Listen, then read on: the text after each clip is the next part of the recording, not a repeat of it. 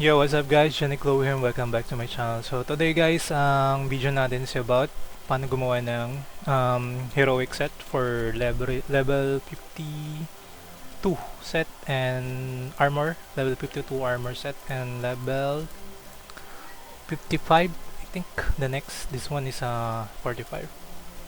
So gagawa na ako ng bali kulang ko na lang sa set na to is yung bottom. So papakita ko sa inyo kung paano siya ginawa. Meron akong hat, top, and shoes. So itong bottom na lang yung kulang ko. And advisable ko sa inyo guys gumawa kayo ng set. Kung attack set kayo, offensive set, o magic set. So yun, isang set lang gawin nyo para meron siyang set effect. Kagaya na itong ginawa ko. Okay? And dito siya ginagawa sa mga hindi pa nila alam kung saan ginagawa yung set. Mga armor and weapon set sa Master Craftsman. Click nyo lang tong F2 or dito sa baba. Kung nakikita nyo yung mouse ko. Ay automatic na siya makapunta doon. Okay, dito yung sa first tab yung mga weapon. So bali ito yung ginawa ko siya. Yung for hunter, this one is lime slingshot.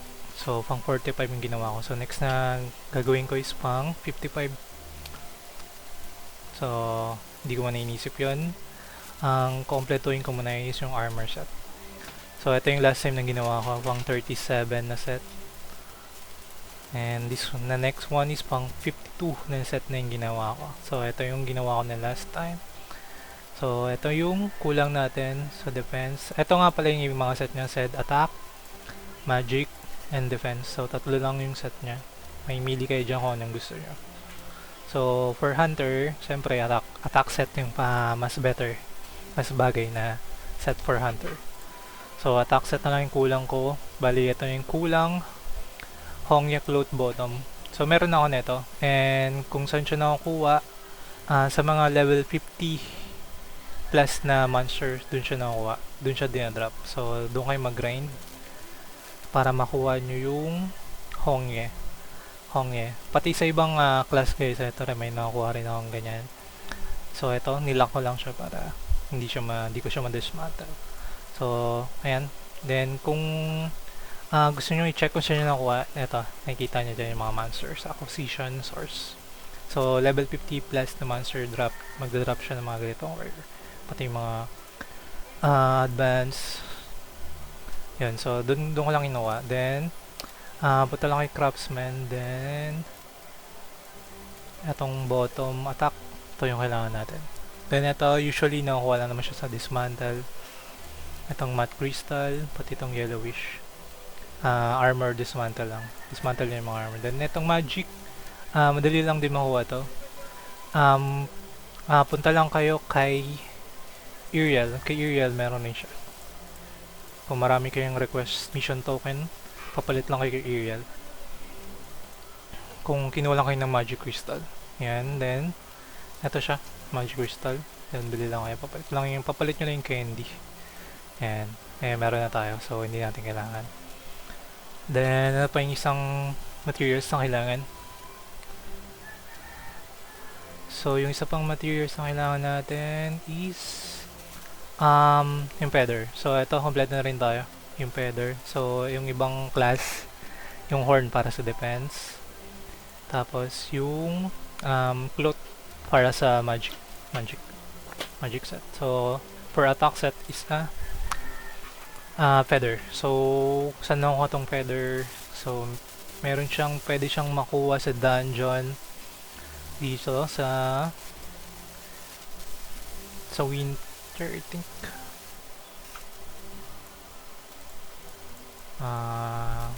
Equipment. Yeah, this one. The equipment dungeon, pwede siya makuha sa box. Yeah, this one. Possible siya makuha sa box. Kaso random lang na makuha mo dito eh. So hindi siya pwedeng mamili. Then sa winter, I think din lang sa equipment dungeon siya makuha. Tapos sa NPC, pwede nyo rin siya makuha dito kay Abyssal Eye Collector, kay Koriko.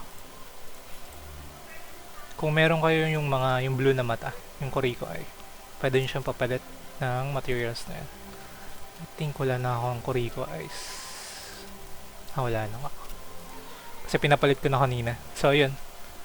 Ayan, may feather dito. So, itong Eye of Abyss pala pangalan. Eye of Abyss. Kung meron kayo nito, pwede nyo papalit ng Violet Feather kung kulang pa kayo. Then, meron pa isang pwedeng pagkuhanan yan. Yung sa event ngayon, this one, kay Russell Rabbit. So, once na chance lang dito, once na mag-roll ka, pag tumapat dito sa box na to, ayun, di siya tumapat. Sa box na to, meron kang makuha na feather din. Yung itong black box na item box na to. Then, kung may golden ticket kayo, golden dice gamitin nyo para magka-chance kayo na times 6, times 5 makuha nyo yung box na yan. So, yun lang. And, gawin na natin. So, na yan. Balik tayo doon.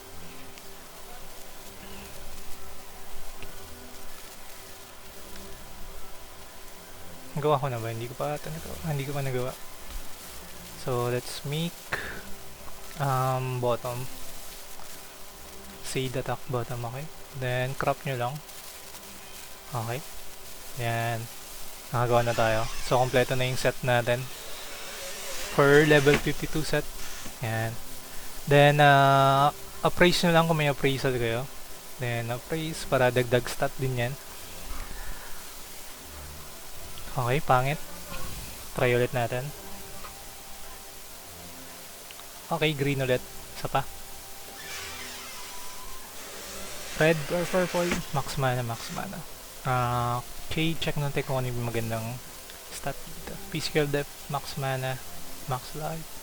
Okay, so it's all about the stat.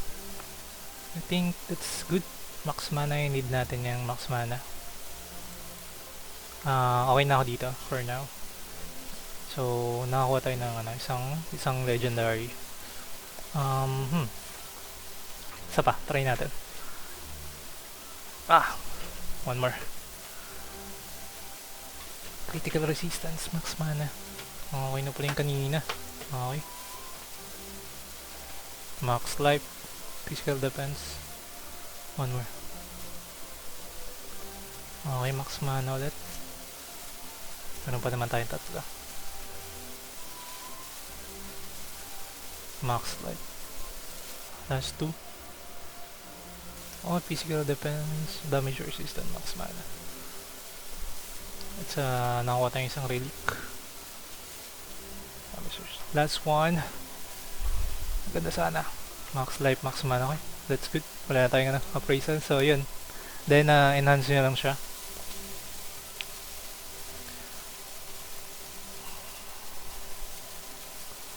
Nasa na siya? Nasa baba. Eto.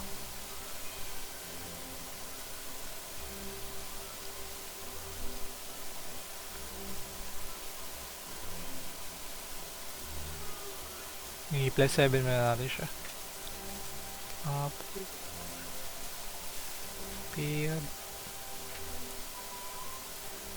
Paired. Kunat